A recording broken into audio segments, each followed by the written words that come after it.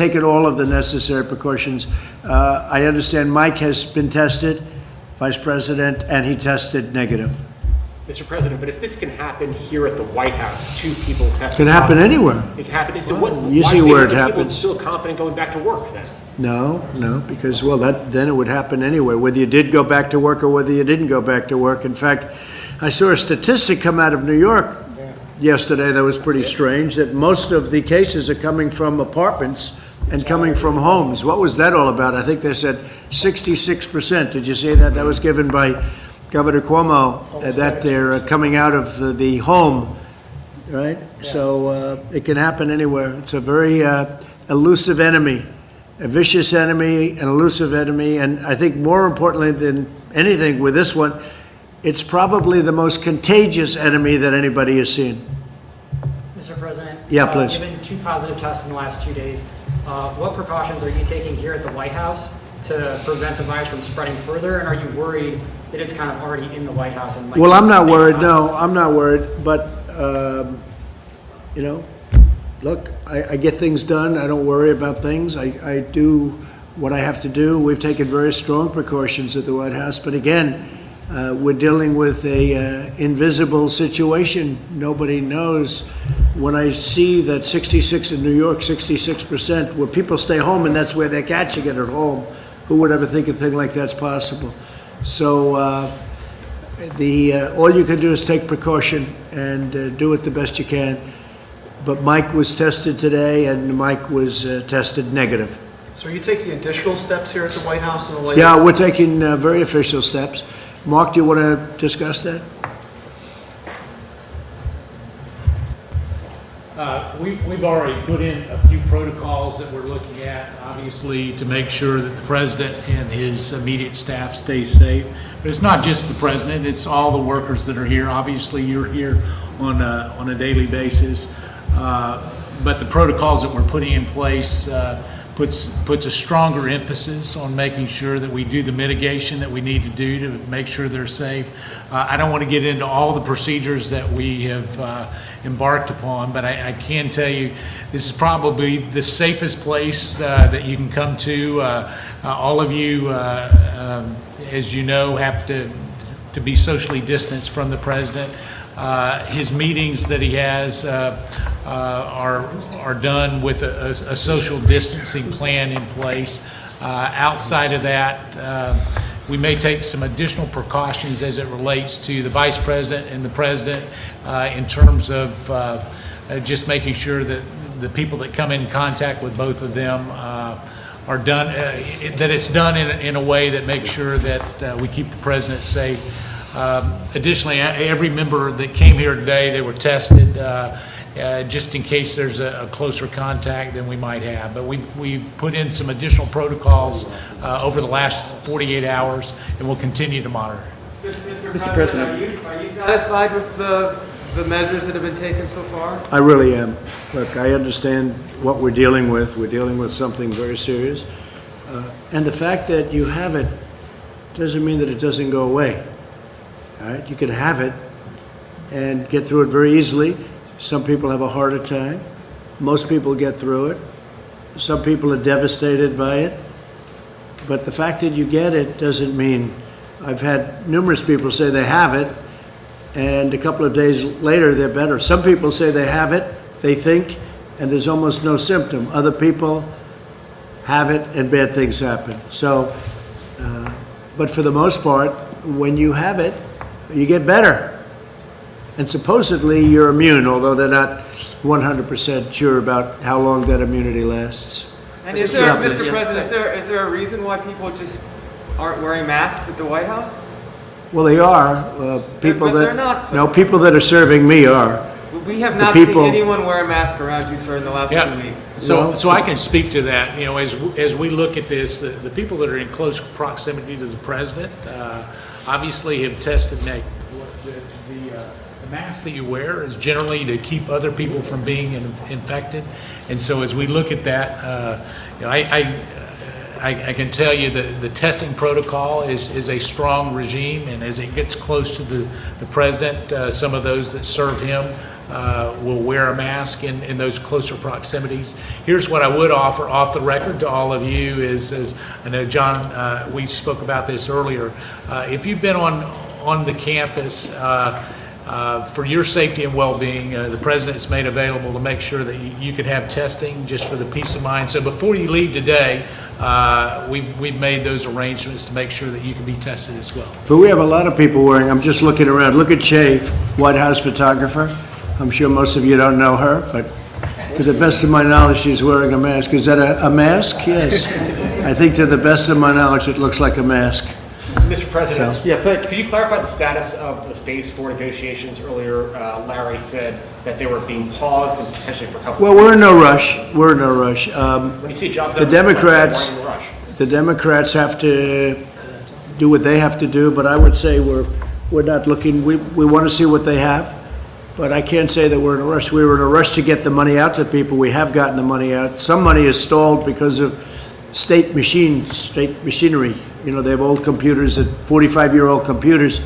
And we said this was going to happen, and I didn't want to do it that way, but the Democrats insisted on going through this particular apparatus for a certain reason, and that money stalled. But that's their fault, and I think they accept responsibility and blame, the Democrats. Mr. President, you said recently that you would, if necessary, be the first person to get a vaccine. How important do you think a vaccine ultimately is? Well, I didn't say I wanted to. That's not a correct statement. I said, you said, would you be? And I said, if it was good for the country, I'd be. And if it was bad for the country, I'll wait to be the last one, or I wouldn't do it at all.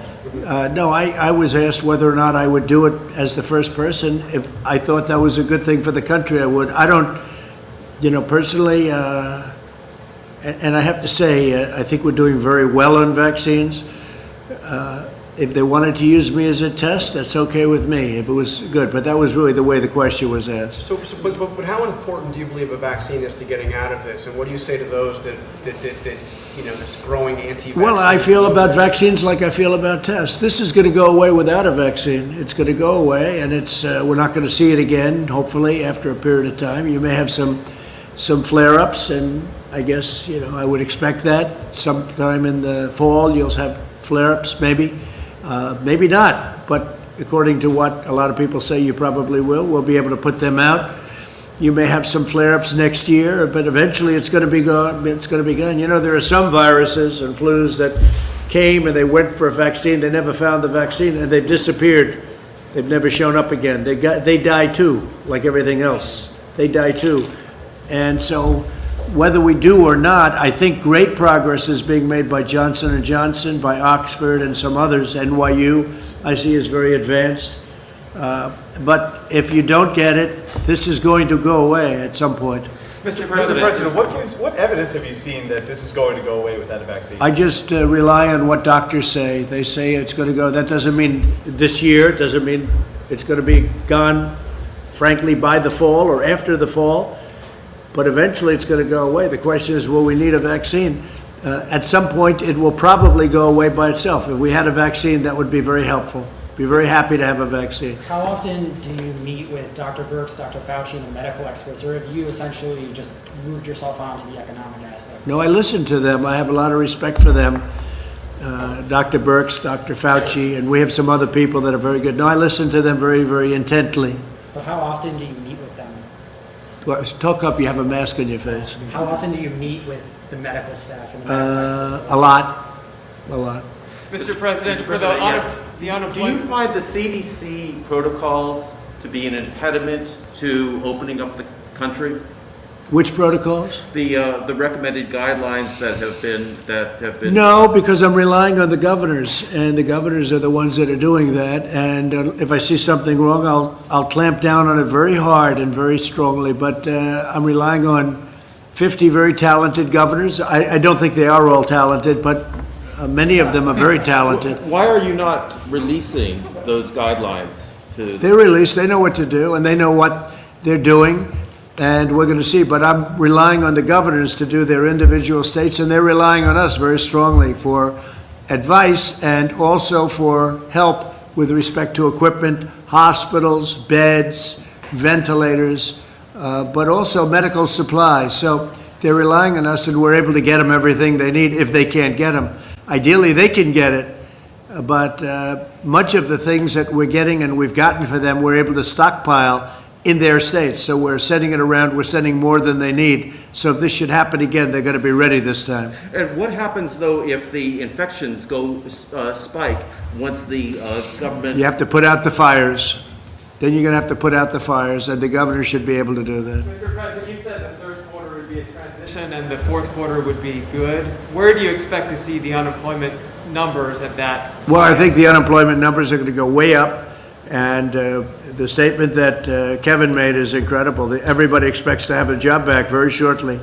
That's not a normal situation. You go into a bad economy, deep recession or worse, nobody expects to have a job ever again.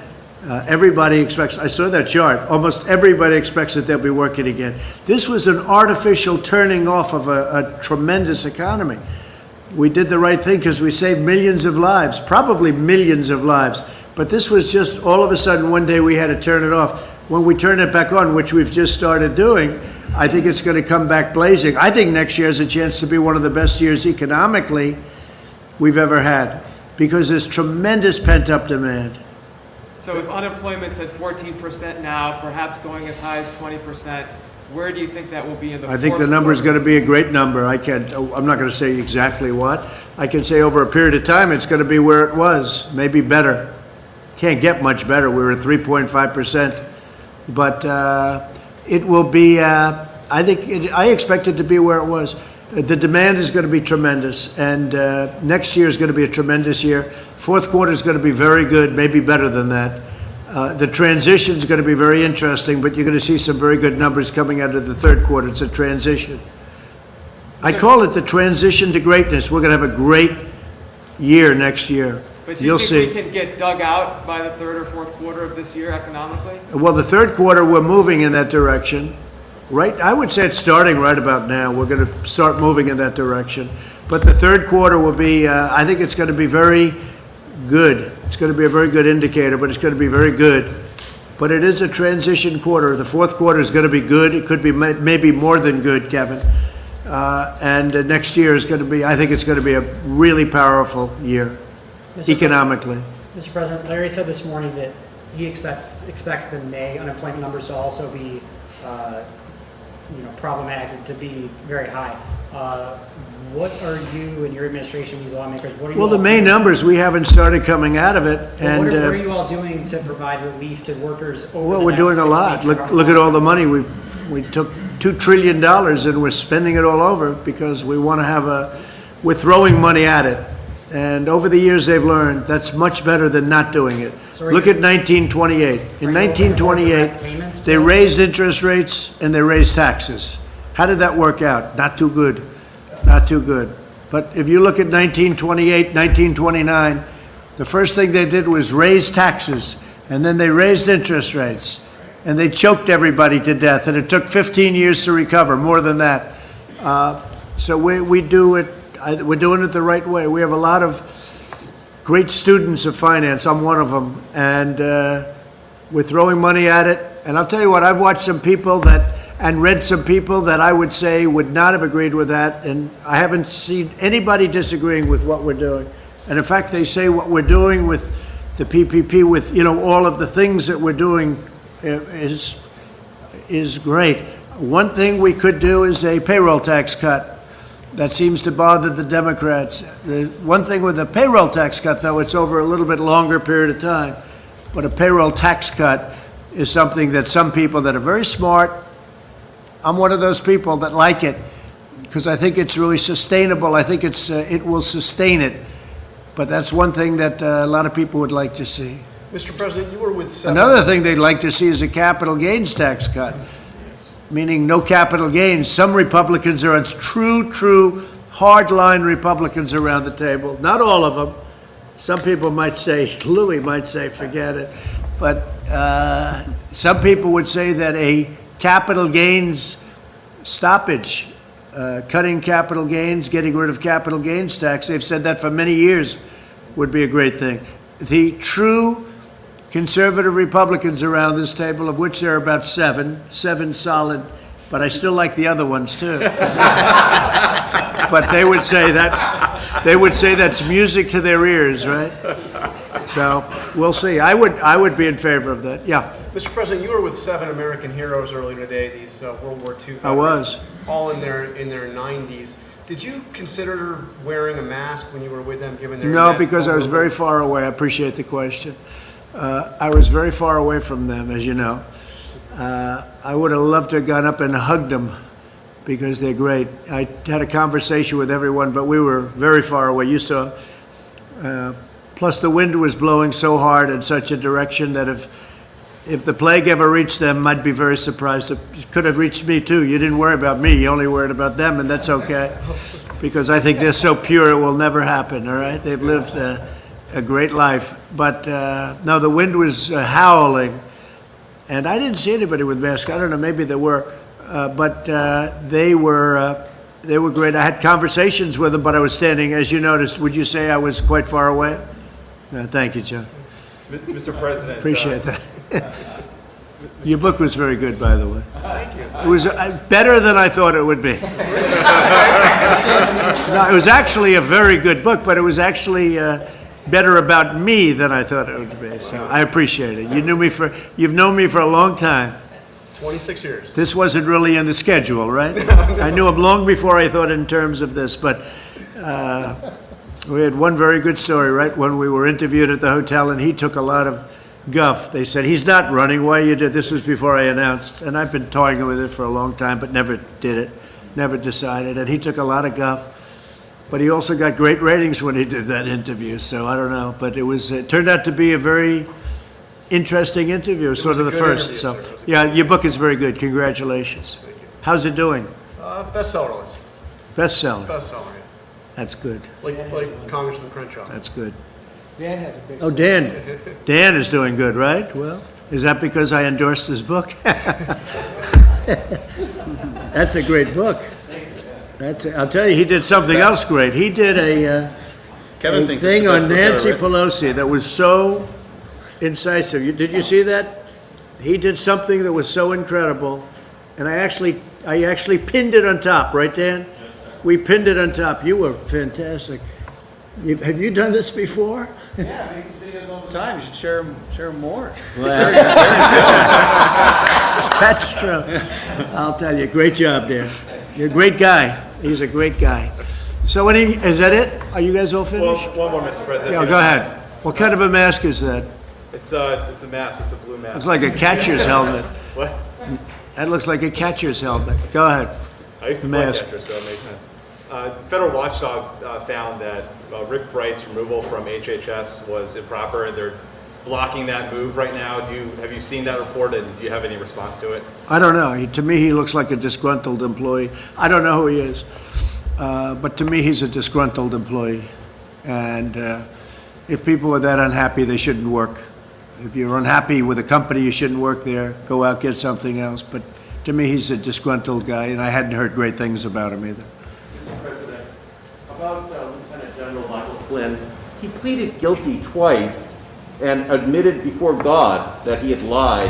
How does that comport with your present position? Well, I'll just go, and these guys can give you a better answer than I could, most of them in this room. But I'll tell you what, number one, they played the son game. We're going to go after your son. And number one. And number two, the FBI guys, as I know it, and I found out, Devin, they didn't think he lied at all. They said he didn't lie. They didn't know what they were talking about. And Mueller's group, Mueller's gang, that didn't find that I did much, did they, after wasting 3 years? But Mueller's gang of culprits, they said he lied. But the FBI, in this case, said he didn't lie. What's the story in that, Devin? Well, you have to remember that this is a 30-some-year veteran of our military who headed the Defense Intelligence Agency. It would be preposterous to think that he was a Russian agent, and everybody in the press knew this. They had early versions of the dossier. They knew the Democrats were pushing the dossier, and the fact that someone would even ask this question about General Flynn, who was clearly, he was exonerated on January 4th before you were even sworn in to office. We know that from the FBI agents who reviewing the case. I'm not even sure it was properly predicated to review General Flynn in the first place. You know, there's a lot of people in this town, in the swamp, that all of these people in the media know that work on behalf of foreign agents and aren't registered. And General Flynn, who's a 30-year war veteran, the way that he's been treated, the way his family's been treated, the way that he's lost his livelihood, he lost his house, and I think the American people owe him a debt of gratitude, and this government owes him and his family an apology. When they didn't have anything on Flynn, they wanted to list the FDF found he didn't lie. Okay, thank you very much. Thank you. Thank you very much. Press, thank you.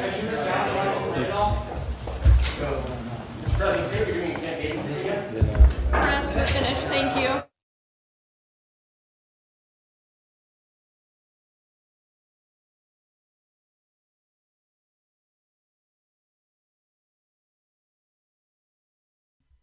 All right, folks, thank you so much for joining us and choosing us as your stream of choice. Double feature today, folks. Double feature. And it was awesome. So thank you so much for joining us and choosing us as your stream of choice. If you're new to the channel and you liked our coverage, we encourage you to subscribe and click that notification bell so you can get notified when we go for another press briefing, White House event, President Trump's speech, press conference, or anything else in between. Make sure that the bell is on. Even if you've been subscribed for a very long time, make sure that the bell is on. Click on the bell, and hopefully YouTube notifies you when we go for another live event. But if you want to get notified directly by me instead of YouTube 100% of the time, then all you have to do is send me a text message with the word Trump Live to the number 555-888. Once again, that number is 555-888. I'll be putting it up on your screen. All right, so as you guys can see, if you want to get notified for live press briefings, press conferences, President Trump speeches, text the word Trump Live to the number 555-888. We will never, ever spam you, because this text messaging service that we do to notify patriots about live streaming is extremely expensive. It's so expensive that even sending one text message is a ton of money. And that is the biggest reason why we're telling you right now, we will never, ever, ever, ever spam you. We will send you the notification for the live stream once a day. If there's no live stream, you will not receive a text message. We cannot waste those text messages.